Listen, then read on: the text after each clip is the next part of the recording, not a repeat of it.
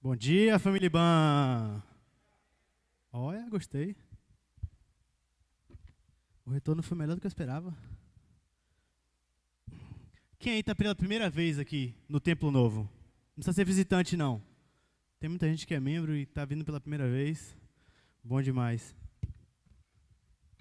Vou levantar um pouquinho que o pastor Ariel é um pouquinho menor que eu. Mas ele e Rafa estão disputando. Rafa e Lívia. Já tem que. Cadê Rafa e Lívia? Não estão aqui não. Já tem que correr pro quarto, hein? Senão daqui a pouco ele passa. Graças a Deus não recebi essa profecia.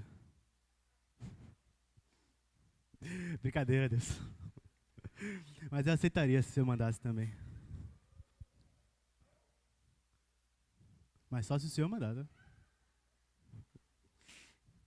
Gente, para quem não me conhece, meu nome é Tiaro. E é um grande privilégio estar aqui compartilhando um pouco daquilo que Deus tem falado comigo, para cada um aqui. Vocês devem estar aí pensando, quem é esse cara que está lá em cima? Para quem não me conhece, eu sou um dos líderes do Unânimos. Para quem não conhece o Unânimos, brevemente estaremos voltando. É um movimento jovem aqui da igreja. Então, se você nunca veio para o Unânimos, assim que voltar, você tem que começar a vir. Beleza? Que aí você vai me conhecer melhor, vai conhecer melhor a galera. E a gente vai ter um relacionamento mais próximo. O pastor ele trouxe para a gente um desafio, que é compartilhar sobre um livro chamado Kryptonita. Muitas pessoas já leram esse livro. Quem não tem ainda, tem disponível na Bookstore, fazer logo o merchan. Mas ele é um livro que ele é bem diferente dos outros livros que a gente está acostumado. Porque ele não é um livro de autoajuda. Nós temos visto hoje em dia muito material autoajuda por aí. E o Kryptonita, na verdade, ele é um material que, assim, ele ajuda muito. Mas ele não é daquele material que vai chegar para você e vai falar, ah, coitadinho, mas vai melhorar, sabe? Ah, olha, você tem muito o que fazer, é só você fazer isso, isso, isso. Sabe? Aquele papo de, ah, tá tudo bem, vai melhorar. Não, ele faz assim, ó, ele quebra suas pernas e depois ele fala, ó, vamos levantar agora que eu vou te ensinar a andar. E é justamente isso que está faltando nas igrejas. Semana passada a mensagem foi pecado. Pecado. A gente entrou na parte do livro que vai mostrando os pecados. E hoje eu queria falar com vocês um pouco a respeito de idolatria. Idolatria. E quando a gente fala idolatria, às vezes dá um nó na nossa mente, porque a primeira coisa que vem na nossa mente é imagem. É aquele ídolo, aquele cantor, aquele ator que a gente chama de ídolo. Quando na verdade o ídolo, ele vem bem mais sutil, ele vem bem mais aos poucos, a ponto do John Bevere, ele citar o seguinte: a idolatria deve ser vista como um veneno que mata lentamente. É um pecado espiritual, é uma criptonita espiritual. E é sobre essa criptonita que eu quero falar hoje com vocês. Idolatria. Primeiramente eu queria orar. Deus, obrigado. Obrigado por mais uma oportunidade, Pai, pelo privilégio que temos de estar aqui, reunidos, Pai, em Teu nome, para Te louvar, para Te adorar. Obrigado pela liberdade, Pai, que temos de estar aqui, Deus. Apesar de medidas de prevenção, apesar de distanciamento, mas o Senhor nos dá, Pai, a honra de estarmos aqui reunidos em Teu nome.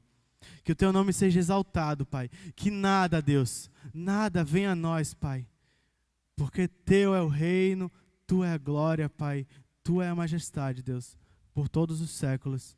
E que continue assim, Pai. Que nosso coração, o maior desejo seja de Te adorar, de Te louvar, de Te glorificar, de exaltar o Teu nome, Deus, acima de todo nome, como Ele já foi exaltado, Deus, Deus Pai. Obrigado, Pai, por tudo. Fala através de mim, Pai. Que nada, Deus, nada venha do meu coração, Pai. Mas tudo seja reflexo, Deus, daquilo que o Senhor tem falado a mim, Pai. Em nome de Jesus, amém. Amém. Semana passada o pastor falou um pouco sobre Balaão. Balaão era um profeta. Eu não vou falar de novo sobre a história dele. Quem estava aqui acompanhou. Quem não estava, tem a mensagem gravada no YouTube. Mas teve um versículo que falou muito a mim, quando o pastor pregou. Que está lá em Tiago 1, versículos 15 e 16. Que fala assim, ó, então esse desejo, tendo concebido, dá à luz o pecado. E o pecado, após ser consumado, gera morte. Meus amados, não se deixem enganar. Esse é um versículo muito conhecido, mas esse é um versículo muito mal interpretado, muito mal usado nas pregações e em todo o material que a gente vê. E o pastor ele falou uma coisa que ficou martelando na minha mente durante a semana toda, que foi, nós somos responsáveis pelos nossos pecados. Tem muita gente que fala, mas ninguém é perfeito, como ele falou. Mas é muito difícil você ser santo. É muito difícil você não pecar. É difícil. Mas é nossa responsabilidade. É a responsabilidade minha, é a responsabilidade sua lutar contra isso. E ele fala uma coisa que, na hora eu dei risada, mas é fato, é fato. Satanás ele não vai te tentar por algo que ele não saiba que você é muito propenso a cair. Tem muita gente que fala, mas tentação para mim, droga não é tentação para mim. Se vier um rapaz me oferecer um baseado, eu não vou ser tentado. Para mim eu vou falar, não meu irmão, não curto, não acho, e aí eu evangelizo ele. Só que meu irmão, se alguém vier me oferecer assim, Tiago, vamos ali, que eu vou pagar um hambúrguer para você. Cara, eu vou ser tentado, eu estou sendo tentado. Ainda mais se for de graça. Um hambúrguer e de graça, para mim é tentação. Para outros pode não ser, mas para mim é. Só que cabe a gente estar atento a isso. Quem me conhece viu que eu emagreci um pouquinho, mas não foi porque eu decidi ter uma vida, eu quero ter uma vida saudável. Não. Se fosse por mim, eu continuaria comendo do jeito que eu estava, eu continuaria sem fazer exercício do jeito que eu estava. Mas eu enxerguei a mão de Deus colocando em minha vida um resultado de um exame todo errado. Colesterol alto e por aí vai. E por isso eu mudei. Mas Deus falou comigo muito. E uma das coisas que Ele tem me mostrado com essas mensagens é que um ídolo no meu coração era comida. Um ídolo para mim era comida. Era pizza, hambúrguer e tudo que você imaginar de besteira era um ídolo para mim. Só que aí, umas 2, 3 semanas depois do resultado, eu mudei no resultado do exame eu mudei minha alimentação e teve a mudança de uns irmãos aqui. E Deus falou comigo o seguinte, Tiago, se você não tivesse mudado a sua alimentação, você não ia aguentar fazer metade do que você fez aqui. Eu falei, beleza, Deus. Beleza. Aí um altar foi quebrado assim, E aí depois de alguns dias, a gente ia fazer a inauguração desse templo. E veio a lavagem desse templo. Quem estava aqui viu como é que foi. Foi muito barril. Mas foi muito barril mesmo. Porque tinha uns 2 dedos de pó no chão aqui. E a gente lavou. Com mangueira, com rodo. A gente lavou e foi a água preta que saiu daqui. E Deus mais uma vez falou, Tiago, eu fiz aqueles exames darem errado, eu fiz você mudar a sua alimentação, porque você não estava conseguindo ver. Mas eu estou te mostrando que a comida é um ídolo para você. E daquele jeito, você não ia conseguir servir nem o irmão e nem a mim. Por isso eu botei isso. E hoje a gente não está nos Alcoólicos Anônimos, nem nenhum desse tipo, mas hoje eu queria ter ganho uma moedinha aqui para dizer que eu estou, graças a Deus, que um ídolo foi quebrado no meu coração. E hoje eu queria fazer Eu queria ser usado por Deus para mostrar, obrigado, José, que há muitas pessoas aqui que têm ídolos no coração e nem enxergam. Mas hoje, Deus está te chamando a quebrar esses altares. Deus está te chamando a quebrar esses postes. Deus está te chamando a construir novos altares. Deus está te chamando para ser um altar vivo.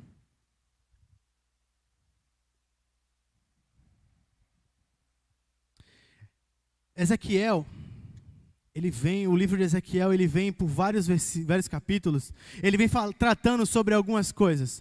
Ezequiel 8, ele trata na idolatria do templo. Ezequiel 9, fala da morte dos idólatras.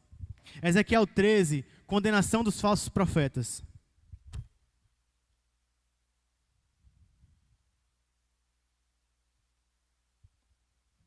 E Ezequiel 14, ele fala a condenação dos idólatras. E é sobre Ezequiel 14 que eu queria falar um pouco hoje. Eu queria falar hoje sobre o que Deus tem para nós, através da vida de Ezequiel. Através das palavras de Ezequiel. Eu vou ler bem rápido aqui. Ezequiel 14, de 1 a 10. Eu sei que o texto é longo. Quem tiver Bíblia pode abrir, pode acompanhar. Mas eu vou ler de forma bem rápida.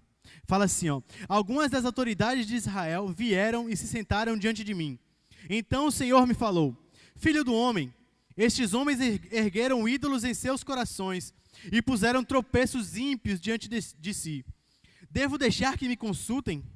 Ora, diga-lhes: assim diz o Senhor, assim diz o soberano, o Senhor: quando qualquer israelita erguer ídolos em seu coração e puser um tropeço ímpio diante do seu rosto, e depois for consultar um profeta, eu, o Senhor, eu mesmo, responderei a ele conforme a sua idolatria. Isto farei para reconquistar o coração da nação de Israel, que me abandonou em troca de seus ídolos.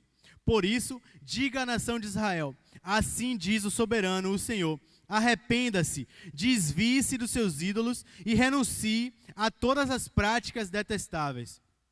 Quando qualquer israelita ou qualquer estrangeiro residente em Israel separar-se de mim, erguer ídolos em seu coração e puser um tropeço ímpio diante de si, e depois for um profeta para me consultar, eu, o Senhor, eu mesmo responderei a ele. Voltarei o meu rosto contra aquele homem e farei dele um exemplo e um objeto de zombaria. Eu o eliminarei do meio do povo, e vocês saberão que eu sou o Senhor. E se o profeta for enganado e levado a proferir uma profecia, eu, o Senhor, terei enganado aquele profeta, e estenderei o meu braço contra ele, e o destruirei, tirando-o do meio de Israel, o meu povo. O profeta será tão culpado quanto aquele que o consultar. Ambos serão castigados. Quando eu li esse texto, a primeira coisa que me chamou a atenção foi que Deus, ele repetiu por algumas vezes: se quem erguer ídolos no seu coração e for consultar um profeta, eu responderei conforme a sua idolatria. Ele fala umas 3 vezes nesse trecho sobre isso. E uma parte me chamou a atenção que foi o seguinte: ergueram, no versículo 3 fala assim, ó: filho do homem, esses homens ergueram ídolos em seus corações. Aqui Deus não fala para Ezequiel que eles tinham feito imagens para adorar. Aqui não fala que eles tinham feito altares e tinham feito sacrifícios para adorar a outros deuses. Aqui não fala que eles construíram prédios para adorar outros deuses. Aqui não fala que eles... nada palpável. Mas ele fala: ergueram ídolos no seu coração. E aí eu fui pensar: o que é erguer um ídolo no meu coração? Como é que eu ergo um ídolo no coração? Porque é muito fácil a gente pensar: eu que adorava imagens, eu não devo mais adorar imagens. Eu que adorava um prédio, eu não devo mais adorar um prédio. Eu que adorava, sei lá, o meu carro, eu não devo mais adorar o meu carro. Mas e quando o ídolo está no coração?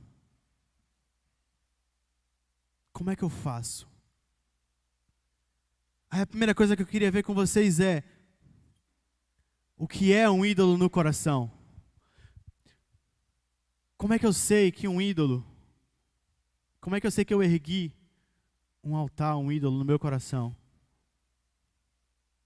Essa semana a gente teve reunião do I-Grupo, semana retrasada, na verdade. Bom, essa semana. E foi um assunto muito discutido isso. Essa questão de ídolos. Ah, mas ídolo é imagem, ídolo é... O que é? Como é que eu sei o que é um ídolo? E eu falo por Tiaro, tá? O meu entendimento de ídolo. Talvez você possa discordar, talvez você possa concordar, talvez você possa até acrescentar alguma coisa. Mas ídolo é tudo aquilo que ele está roubando a sua dedicação ao Senhor. Então o ídolo ele não precisa ser algo palpável, mas ele pode ser o seu trabalho, ele pode ser o dinheiro, ele pode ser a sua ambição por ganhar dinheiro, ele pode ser a sua família. Sim, ele pode ser a sua família. Porque a Bíblia é bem objetiva quando ela fala que nada, a gente não pode amar nada acima de Deus. Nada, nem a nossa família. Vocês pais, vocês não podem amar o seu filho mais do que Deus. Você esposa, você não pode amar o seu marido mais do que a Deus.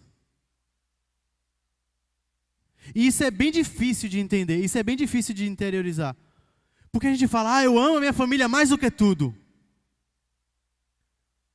Se você é um desses que declara isso de todo o seu coração, chegou a hora de você começar a rever isso. Porque se você ama a sua família mais do que Deus, tem um ídolo no seu coração. E esse ídolo se chama família.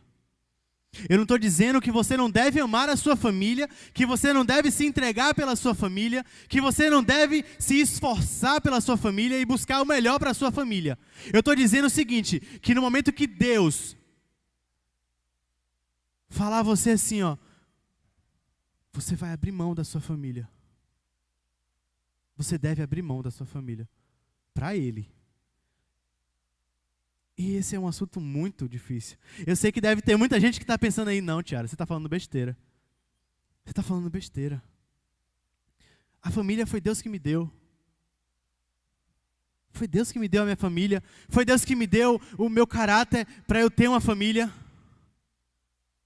Quem pensou assim, está pensando corretíssimo. Mas vocês entenderam onde é que está o sutil detalhe aí? Foi Deus que te deu a sua família.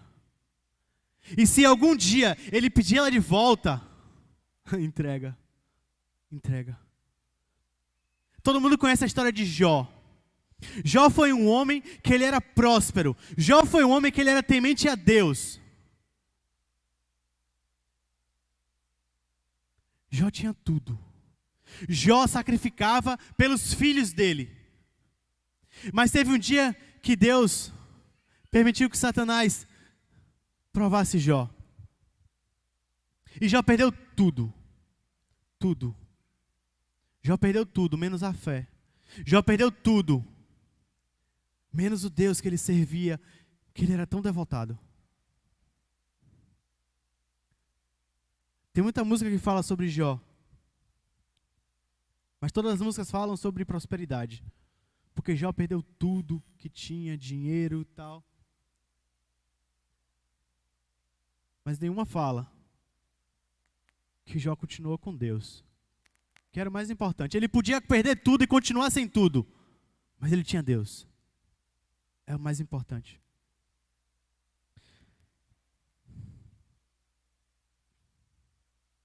Versículo 4.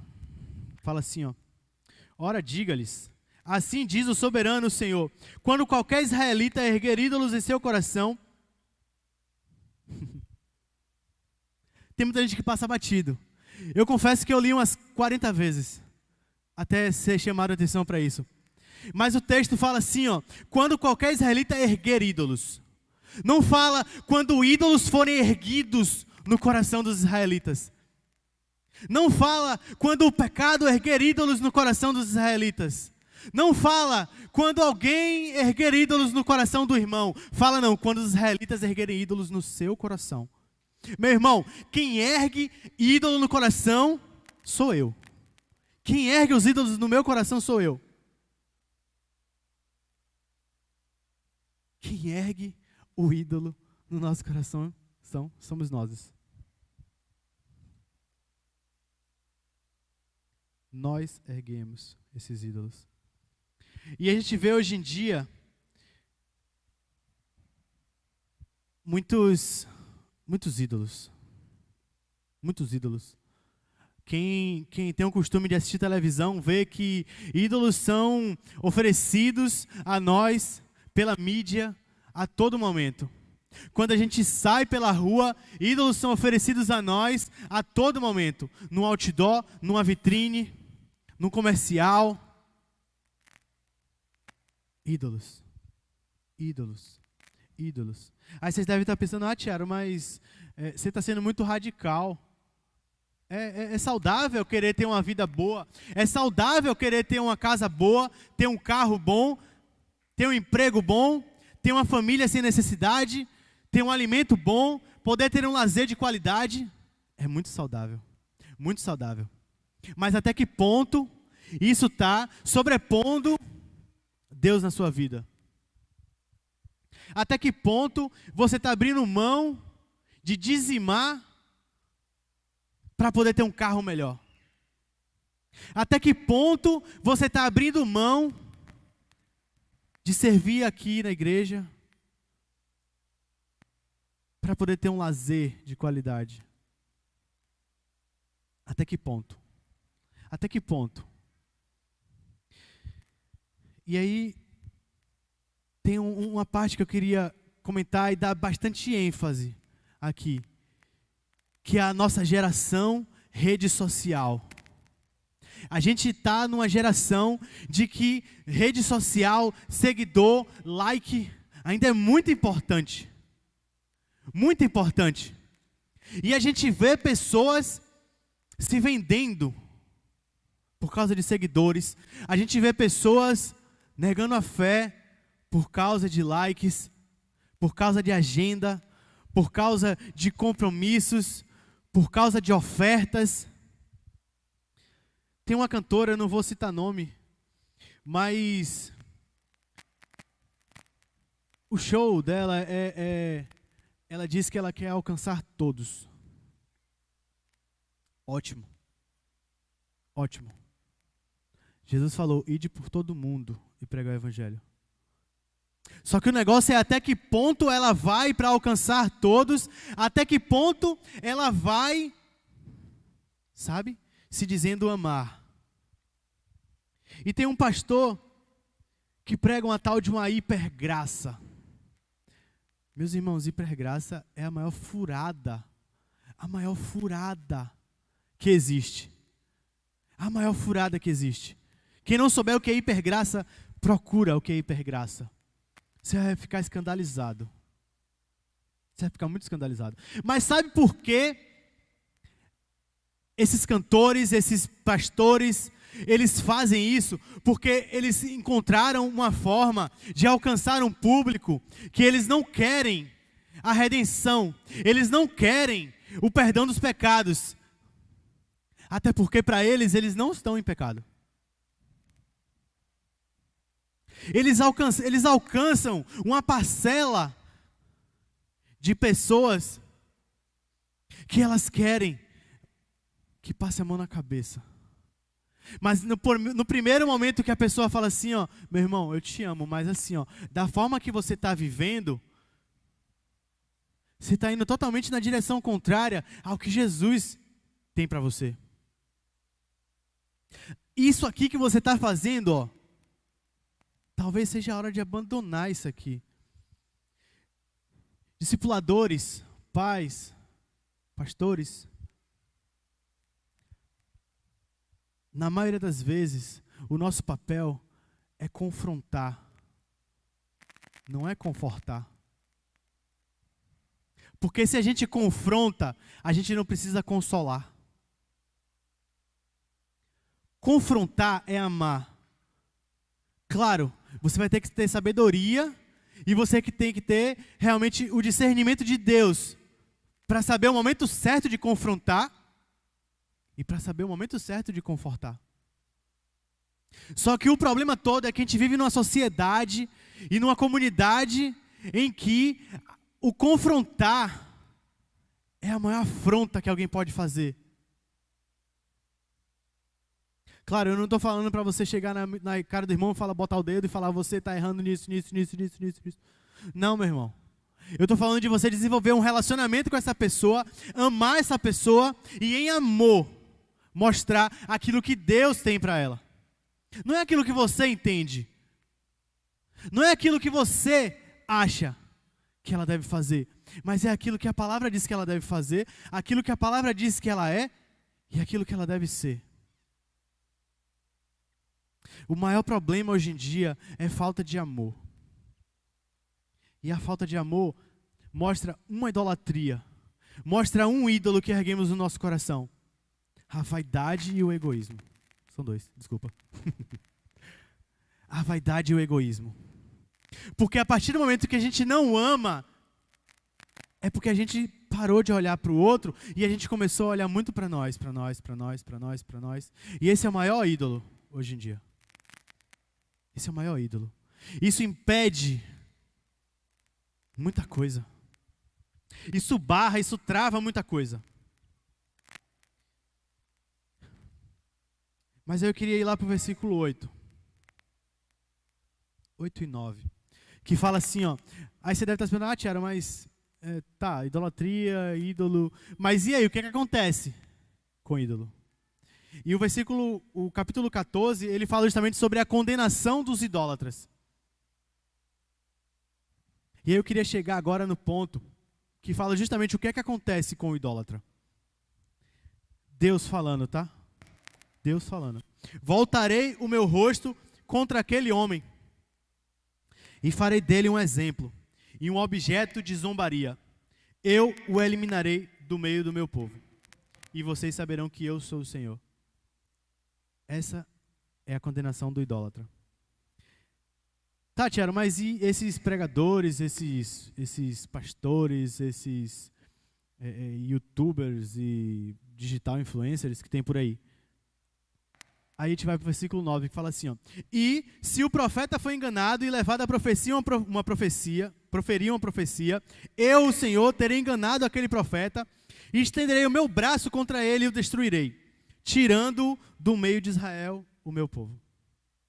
Meu irmão, só tem uma consequência para a idolatria: destruição.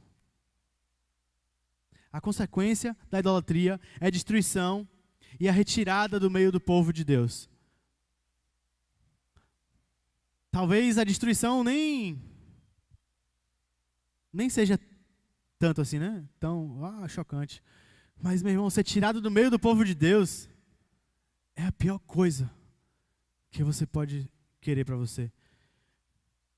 Você saber que Deus voltou o rosto contra ti é a pior coisa que você pode querer. Essa semana eu vi uma frase em uma postagem no Instagram que me chamou a atenção e eu achei muito interessante, que fala assim, ó: o pior do inferno não é saber que eu vou sofrer, não é saber que o diabo vai estar lá, não é saber que tem fogo nem ranger de dentes. Não, o pior do inferno é saber que Deus não vai estar lá. E a gente vê na Bíblia que a maioria, todos, eu vou dizer todos, eu vou ser bem geral nesse ponto. Todos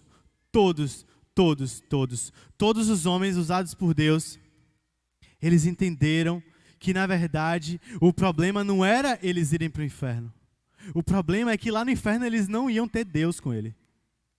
Deus não estaria lá com ele. Então, a presença de Deus é a pior.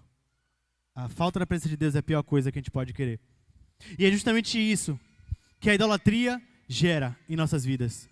É exatamente isso que os ídolos do nosso coração geram em nossa vida. Esses ídolos, eles se tornam mais importantes do que Deus para nós. E a gente busca com mais fervor esses ídolos, essas necessidades, esses desejos do que Deus. Aí está o problema. Eu queria finalizar contando uma história para vocês, que está lá em 2 Crônicas, capítulos 17 e 18. Fala um pouco sobre Josafá e Acabe, e sobre Micaías. Para quem não sabe, Josafá, ele era rei de Judá. Teve uma época que o povo ele se dividiu em dois reinos. O reino de Judá ao norte e o reino de Israel ao sul. Mas isso não vem ao caso no momento, é só para exemplificar. Numa outra hora o Kleber vai dar uma aula de EBD para a gente sobre isso, que é um assunto muito interessante. Mas o que eu queria focar aqui é o seguinte: existiam dois reinos, existiam dois reis e existiam dois caráteres. Josafá, temente a Deus. Josafá, quando se tornou rei, a primeira coisa que ele fez foi retirar os ídolos e os postes sagrados de Judá. Josafá, ele pegou a palavra de Deus, ele reuniu líderes e ele saiu por toda Judá, ensinando a palavra de Deus para o povo. Só por aí você já vê quem é Josafá. E aí tem Acabe. Acabe era rei de Israel, que era o reino do sul. E eu queria descrever Acabe só com dois versículos, que fala assim, ó, 2 Crônicas 17, 3 a 4. O Senhor esteve com Josafá, porque em seus primeiros anos ele andou nos caminhos que seu predecessor Davi tinha seguido. Não consultou os Baalins, mas buscou o Deus de seu pai e obedeceu aos seus mandamentos. E não imitou as práticas de Israel. Esse pequeno trecho, no final, diz tudo de quem era Acabe. Ele cita tudo que Josafá fez. E ele fala que Josafá não imitou Israel. Ou seja, Israel fez tudo o contrário do que Josafá fez. Se Josafá era temente a Deus, Acabe tinha ídolos.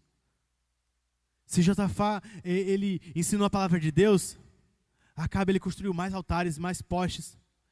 Ele inventou mais deuses para poder satisfazer a idolatria dele. Mas teve um erro de Josafá. Um erro de Josafá. A Bíblia ela sai narrando e ela fala assim, ó, Josafá, ele estabeleceu aliança com vários reinos ao redor de Judá. Josafá, ele era um rei querido. Josafá, os reinos ao redor traziam presentes para Josafá e viviam em paz. E, inclusive fala que esses reinos, eles foram impactados pela palavra de Deus. Meu irmão, Josafá, ele fez que nem aquele novo convertido, que ele chega no colégio dele e ele sai evangelizando todo mundo. E aí quando vê, a sala dele toda está participando de grupo de estudo, está lendo a Bíblia, está orando, está falando de Deus, e aí vai falando de sala em sala, de sala em sala, de sala em sala. Foi o que Josafá fez. Josafá, ele conquistou, pela palavra de Deus, vários reinos ao redor dele. Só que aí Josafá, ele cometeu um erro. Ele se uniu, ele fez uma aliança com Acabe por meio de casamento. Ou seja, os filhos de Josafá e Acabe se casaram. O filho e a filha, um do outro, se casaram. E com isso eles fizeram uma aliança. Só que assim, Josafá era totalmente diferente de Acabe. E eles construíram uma aliança. E aí teve um dia que Josafá foi visitar Acabe, lá em Israel. E Acabe chamou Josafá para ir atacar uma terra, para entrar em guerra com a terra. Essa parte está lá em 2 Crônicas, capítulo 18, tá? Eu vou falar bem rapidamente aqui, só para finalizar. Acabe chama Josafá para ir à guerra. Josafá fala, beleza, a gente é aliado, eu vou para a guerra com você, mas eu só tenho um pedido para fazer você. Consulte ao Senhor primeiro. Aí Acabe, beleza, vou fazer o seguinte, chamou o oficial dele e falou assim, ó, chama lá os profetas tudo. Chama os profetas todos. Aí o oficial vai e chama 400 profetas. 400 profetas do Senhor. Tá? E os profetas começam, e Acabe pergunta aos profetas, e aí, eu devo ir para a guerra ou não devo? E os profetas, deve, Senhor, você será vitorioso. Deus já entregou o outro povo nas suas mãos. Pode ir para a guerra, vá em paz. Só que Deus deu o discernimento para Josafá. E Josafá fala assim, ó, ô Acabe, não tem mais nenhum profeta que a gente possa consultar? Não tem mais nenhum profeta do Senhor que a gente possa consultar? Aí Acabe falou, ó Josafá, tem mais um. Mas assim, ó, eu odeio ele, porque ele não fala nada de bom sobre mim. Ele nunca profetiza algo bom sobre mim. Ele sempre profetiza coisas ruins sobre mim. O nome dele é Micaías, ele é filho de Imlá. Aí Josafá, agora, manda chamar esse rapaz aí. Chama esse profeta, é ele mesmo que eu quero. Sabe por quê? Porque Josafá conseguiu entender que aqueles 400 profetas que estavam ali, eles eram todos comprados. Eles eram todos bajuladores. Eles eram todos pagos, eles eram todos idólatras e pagos por Acabe para profetizar coisas boas sobre ele, justamente porque existia um que falava coisas ruins, que profetizava coisas ruins, que era Micaías. E aí Acabe chega e fala assim, ó, manda o mesmo oficial e fala assim, ó, vai lá, chama Micaías lá. Chama Micaías e traz ele aqui. E aí o oficial vai, e enquanto o oficial está indo lá, está rolando o maior culto do fogo lá. Está Josafá e Acabe lá, e os profetas tudo em transe lá, e profetizando coisas boas. Inclusive tem um que faz uns chifres, e fala assim, com esses chifres aqui, o rei Acabe vai destruir o outro povo. E aí nesse meio tempo, o oficial chega com Micaías e fala assim, ó, Micaías, está todo mundo profetizando que o rei deve ir para a guerra. Você tem que falar a mesma coisa.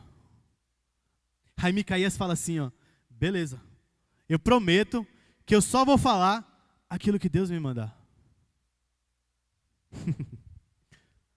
Meus irmãos, fica subentendido o seguinte, o oficial, quando ele quis dizer, Micaías, fala a mesma coisa, diz uma coisa boa sobre o rei Acabe, é o seguinte, Micaías, se você fizer isso, a gente vai te pagar. Micaías, se você fizer isso, você vai ser famoso, você vai ter poder, você vai ter posses. Só que Micaías, ele era totalmente diferente dos 400, porque ele não queria seguidor, ele não queria prestígio, ele não queria fama, ele queria agradar o Senhor. Se a gente fosse trazer isso para hoje, a gente diria que Micaías, ele ia até falar aqui, mas ele não queria que a mensagem dele fosse parar na internet para ele não ganhar seguidor. Ele não está preocupado com seguidor, ele está preocupado com hoje aqui, ó, com cada um que está aqui. Porque Deus, a palavra, é para cada um que está aqui e cada um que está assistindo ali. Ó. Não é para que pessoas possam seguir ele e ele tenha um grande número de seguidores e de likes e etc. Mas beleza, Micaías chega e aí o rei fala para ele, Micaías, e aí? A gente deve ir atacar ou não deve? A gente deve ir para a guerra ou não deve? Aí Micaías, no maior espírito de sarcasmo, chega para Acabe e fala, vai Senhor, vai, você vai ser vitorioso.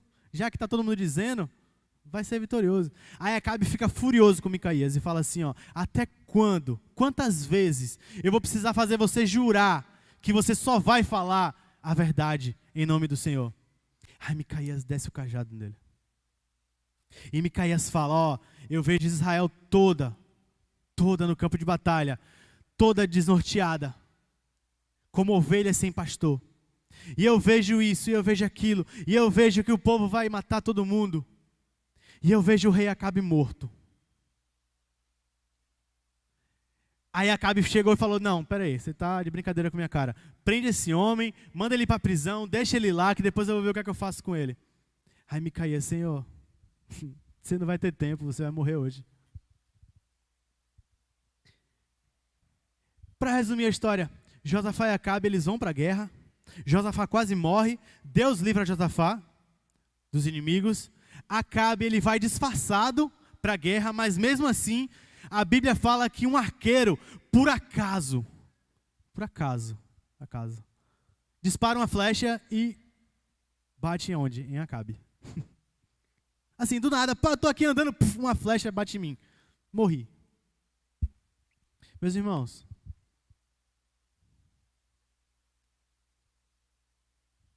Deus, Ele não faz nada por acaso.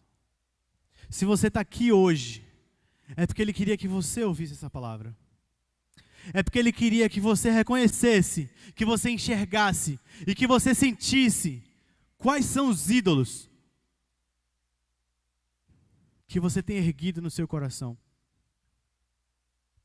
Quais são os altares que você tem construído no seu coração, na sua vida, e que tem te atrapalhado a chegar a Deus. Deus queria que você estivesse aqui. Deus planejou que você estivesse aqui. Deus planejou que tivesse algumas pessoas assistindo a transmissão. Não porque é Tiago que está aqui, não porque é Iban, mas porque Deus tinha pessoas para alcançar com essa palavra. Eu queria chamar o ministério de louvor aqui. A gente vai cantar uma música agora que pede, que fala, que clama para que entre o Rei. Que você possa cantar essa música agora, pensando. Que você possa fazer dela uma oração. E que você pergunte a Deus agora: Pai, me faz enxergar quais são os ídolos que eu tenho erguido em meu coração. Quais são os ídolos que eu tenho construído em meu coração. O que é que eu tenho negociado? O que é que eu tenho renunciado para a Tua palavra? O que é que eu tenho feito que tem te desagradado? O que é que eu tenho feito que demonstra que eu estou abrindo mão da Tua presença por outras coisas? Que você cante de todo o seu coração. Pode ficar em pé. Meu Criador, talvez hoje você chegou aqui e você nunca tinha ouvido falar em ídolos. Você nunca tinha ouvido falar que ídolos, eles podem estar no nosso coração. Talvez você chegou aqui porque você está passando por problemas.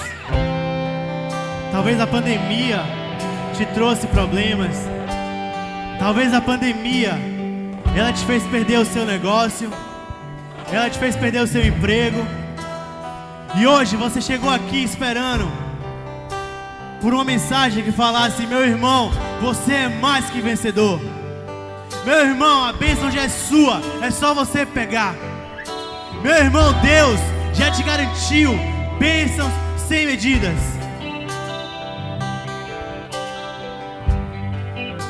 Só que você chegou aqui e você viu um menino te confrontar sobre ídolos. Você viu um menino te fazer pensar que talvez você não é tão crente assim como você imagina. Talvez você não é uma pessoa tão boa assim quanto você pensa. Talvez o que eu falei aqui não massageou o seu ego e não te fez sair daqui se sentindo bem. Mas, meus irmãos, eu quero falar uma coisa aqui, e é uma coisa que está me incomodando desde o início da mensagem. Deus confronta aqueles a quem Ele ama. Se você está aqui hoje e você recebeu essa palavra, meu irmão, Deus te ama. Mas Deus te ama de uma forma tão grande que Ele não deixou que você fosse enganado por mensagens que vão massagear o seu ego, que vão passar a mão na sua cabeça. E ao invés disso, Ele te trouxe aqui hoje para ouvir que você tem ídolos no seu coração. Assim como Ele falou comigo, assim como a cada dia Ele me mostra, como Ele me mostrou sobre a comida, como Ele me mostrou sobre o dinheiro, como Ele me mostrou sobre o trabalho.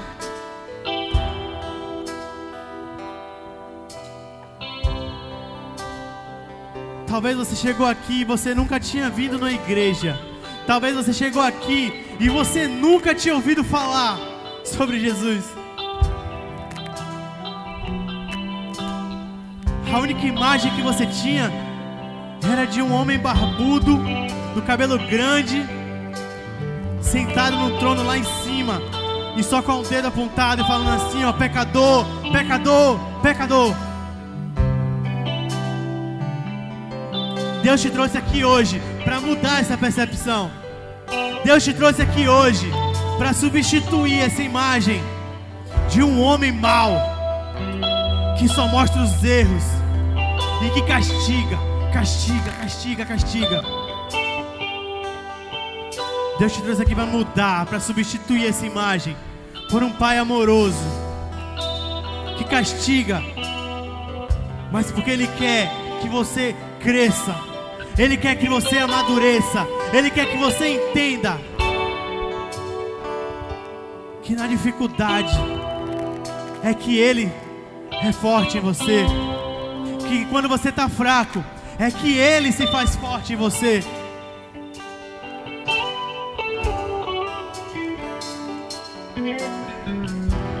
Se você chegou aqui nessa manhã e você entendeu que há ídolos no seu coração, você conseguiu enxergar esses ídolos,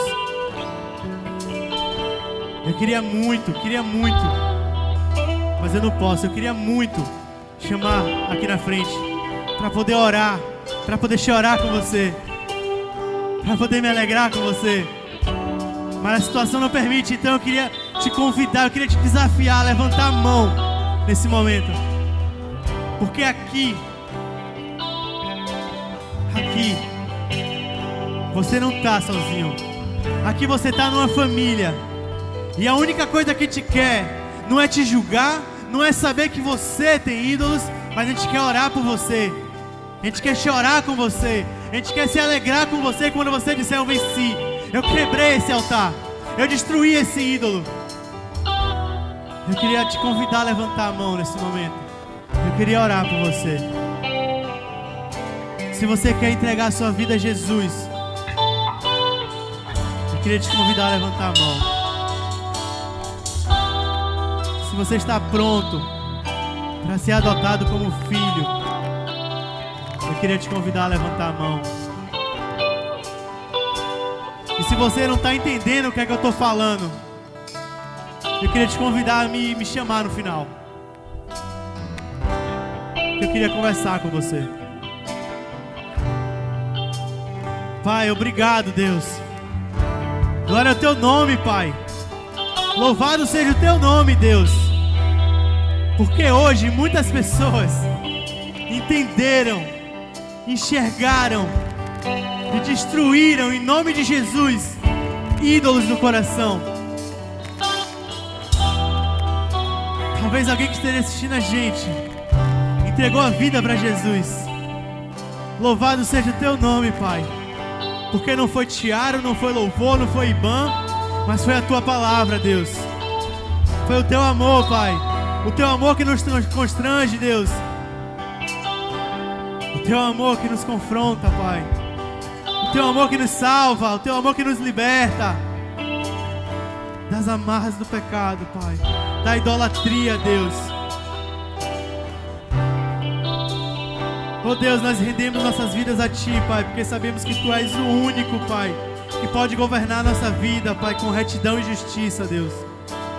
Oh Deus, que entre o Rei da glória, o Rei poderoso, o Senhor dos exércitos, aquele que era, aquele que é, aquele que há de vir, aquele que cavalga sobre os montes, aquele que vem no cavalo branco, aquele que tem a espada na boca, aquele que tem um manto manchado de sangue,